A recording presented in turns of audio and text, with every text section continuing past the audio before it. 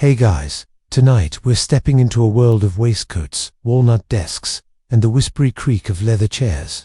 You're in the hushed marble halls of a 19th-century bank, the kind with ceilings so high your voice gets vertigo, and more gold leaf than a royal wedding cake. Here, between the rushes of panic and the booms of prosperity, time doesn't just slow down, it stretches like taffy on a hot day. You stroll past tall ledgers stacked like sleepy sentinels. The gas lamps flicker. Somewhere, someone is arguing about coin weights in a tone barely louder than a breath. Welcome to the strangely quiet life of bankers when absolutely nothing is happening. You might think the financial world is always buzzing, but honestly, unless there's a crash or a run on the bank, most of it is mind-numbingly calm. And yes, you probably wouldn't survive this kind of boredom without a nap or 3. So, before you get comfortable, take a moment to like the video and subscribe, but only if you genuinely enjoy what I do here. And hey, I'd love to know where you're listening from and what time it is for you. Drop it in the comments, even if you're half asleep already. Now, dim the lights. Maybe turn on a fan for that soft background hum, and let's ease into tonight's journey together. You're here in London, or maybe New York, perhaps even Hamburg or Bombay. It's 1853, the latest panic was 3 years ago, and the next one, well, the whispers say it's overdue, but for now, everything's stable.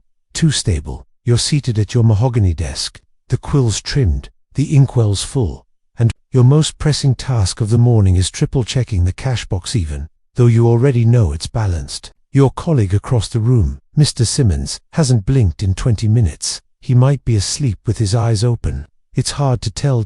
This is banking between the booms and busts, a surprisingly human story of what people do when the world insists on being still. Some take up hobbies, some sneak brandy into their tea, some write incredibly detailed letters to their mothers about the exact hue of their office drapes, and some just stare out the window and count pigeons. Your day begins like most, the scent of ink and stale tobacco lingering in the air, boots clicking across marble, and a copy of the Times folded neatly beside your breakfast bun. There's always hope the mail will bring something thrilling, like a dispute over a misplaced shilling or a letter from that eccentric investor in Cairo who once mailed you a taxidermied hedgehog. He claimed it brought luck.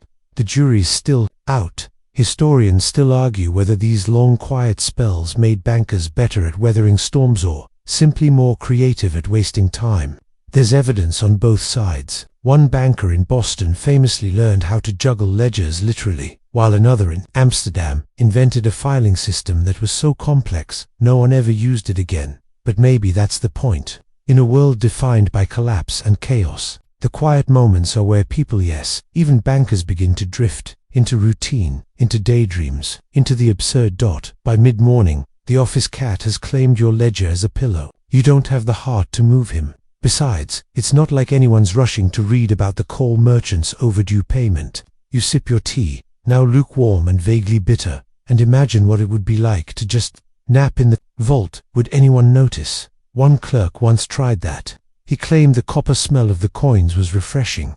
He also got locked in for 4 hours and missed the afternoon biscuit tray. Some say he was never quite the same. Out the window, the city crawls by in that weirdly loud silence that only horse-drawn traffic can make. Carts clatter, hoofbeats echo, and somewhere a newspaper boy shouts headlines no one really wants to hear. You close your eyes for a second, not long enough to nap, just enough to reset and think. Maybe today something interesting will happen, but probably not.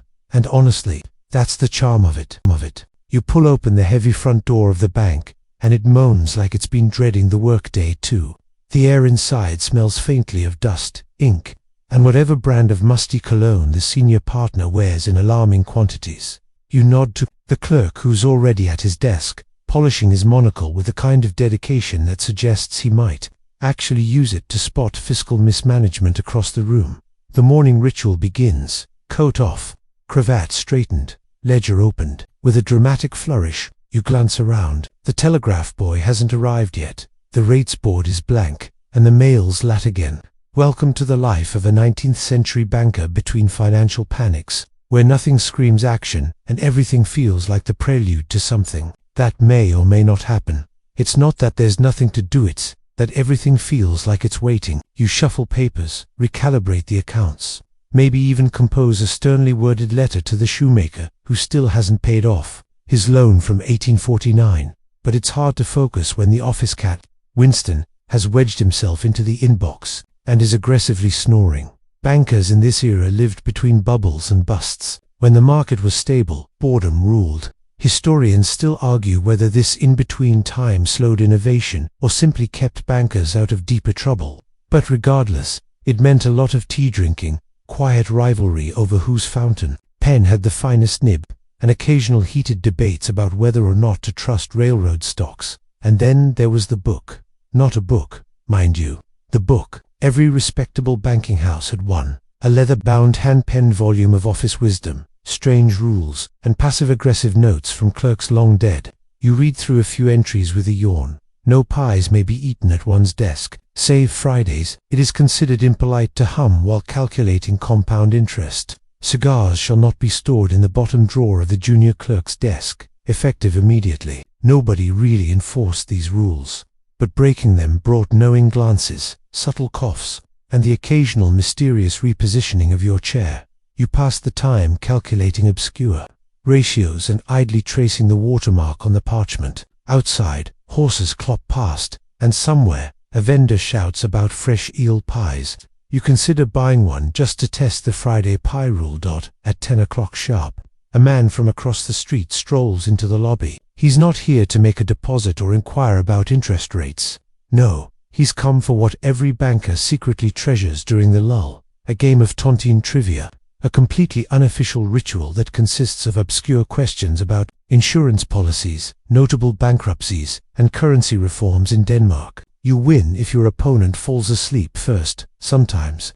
These days stretch so long, you feel time itself has taken out a savings account just to loiter with you. You look up at the clock and sigh, still only 10:17. Some say boredom is a luxury. Others claim it's the banker's curse. Historians still debate whether these slow spells encouraged discipline or simply trained generations of financiers to look extremely thoughtful while doing very little. You lean back, prop your feet under the desk, and let the sunlight catch the motes dancing in the air. The calm won't last, so you savor it. By now you've had your tea, alphabetized to entire ledgers that no one asked you to alphabetize, and rinked your quill just for the thrill of it. The minutes are passing like molasses sliding uphill, and yet miraculously everyone in the bank maintains the illusion of purpose. You're watching Mr. Horace across the room. He has turned the same page in his account book 3 times in the last 10 minutes. You suspect he's just admiring his own handwriting. So, how do you pass the time in a marble mausoleum of money when there's no crisis to attend? No clients knocking down the doors, and no big deals on the horizon. You do what any dignified 19th century banker would do. You invent hobbies that look like work. A favorite pastime, paper marbling. It's technically stationery related, which gives it plausible deniability. By mixing drops of ink into trays of water and swirling them with a pin, you can pretend you're testing ledger paper for absorption consistency. Really, you're just trying to make paisley art without getting caught. Legend has it that, in the Paris branch of the Banque de France, an assistant manager once marbled an entire box of bond paper, then sold it back to the stationery supplier as exclusive artisan parchment. He made a tidy profit. Of course he was fired. But still, one of the stranger hobbies, pencil balancing. It sounds ridiculous, because it is, but competition was fierce. Who could get the graphite to stand on its tip the longest? Who could balance 3 pencils on a drawer pull without them falling? These tiny feats of coordination passed hours and weirdly improved penmanship. A steady hand is everything in a world of fountain pens and fragile egos. Now, there's also the notorious ledger labyrinth. You may not have heard of this one. Imagine 10 ledgers stacked in a precise zigzag down the center aisle between desks. The challenge: walk it end-to-end blindfolded without knocking a single book over. Ostensibly, it's a team-building exercise. In reality, it's how junior clerks dared each other to move. A few took it seriously. A few ended up with bruised ankles and reprimands. Historians still argue whether this was a sanctioned morale tactic or just the result of too much sugar in the tea. Another common distraction: reorganizing coin drawers by minting year. It's oddly satisfying, like sorting pebbles on a beach. If the pebbles were tiny discs of states capitalism, you hum to yourself while doing it. Sometimes whole conversations happen in whispers between desks, drifting like fog.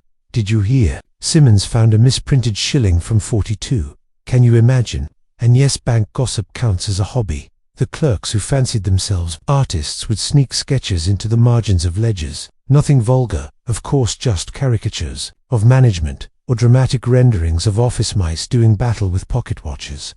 A well-known clerk in Dublin once created a flipbook using the edge of a customer account register. It depicted a banker fleeing a tidal wave of gold coins. Very tasteful, mostly. Historians still debate whether these quiet rebellions against monotony had any effect on banking culture at large. Some argue they reflect a suppressed creativity within rigid systems. Others say they're just signs that too many people were trapped doing the same job until their hair turned grey. You stretch, subtly, so as not to alert the overseer, and glance at the clock. Has it moved? Barely. Noon is a mirage. Lunch is a myth. Your stomach growls in Morse code. You think about the junior clerk who once tried to chart how many ceiling tiles he could see from each angle of the lobby. He had a whole system, called it Vault View Indexing. You never saw the point, but the diagrams were oddly beautiful. There's a strange satisfaction in this kind of invented structure, a tiny illusion of control over an otherwise glacial existence. And if nothing else, these rituals remind you that you are not alone in the stillness. Every ledger doodle, every resorted drawer, every eyebrow raised across the desk, they all whisper the same thing. We're still here. We're still waiting. Waiting for what? No one knows. But bankers, it turns out, are very good at waiting. Lunch arrives not as a moment, but as a permission. A subtle cough from the assistant cashier. A chair pushed back just a little too firmly. You look around. Yes, the ritual has begun. The slow exodus to the basement dining room, where time moves, only marginally faster, and where the food is never quite hot enough to burn, or interesting enough to remember. You descend the narrow stairs, shoes clicking against the stone. The scent that meets you is ... complicated. A damp mingling of boiled meat, lukewarm ale, and the faint whiff of coal smoke from a nearby stove that refuses to retire. You slide into your usual spot on the long bench, between the man who reads shipping schedules aloud as he chews, and the one who spreads mustard with military precision. You are served by Miss Penfold, whose glare is sharp enough to butter toast.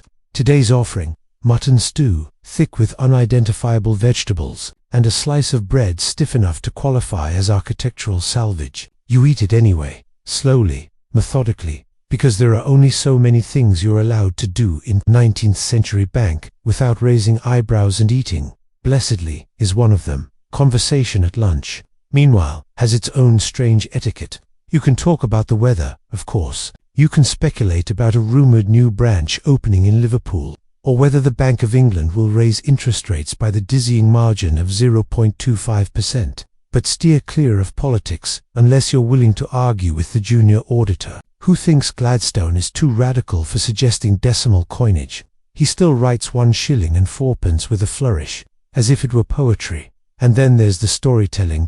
Oh yes, bankers love stories, especially the kind with just enough dust on them to pass for wisdom. You listen to Mr. Tibbins recount, for the 3rd time this month, the tale of the Great Gold Panic of 1825, when a man allegedly fainted in the vault from sheer anxiety. You're pretty sure that man was actually Tibbins, though he'll never admit it. There's a myth about a clerk who once swallowed a counterfeit guinea to prevent it from being traced back to a client. No one knows if it's true.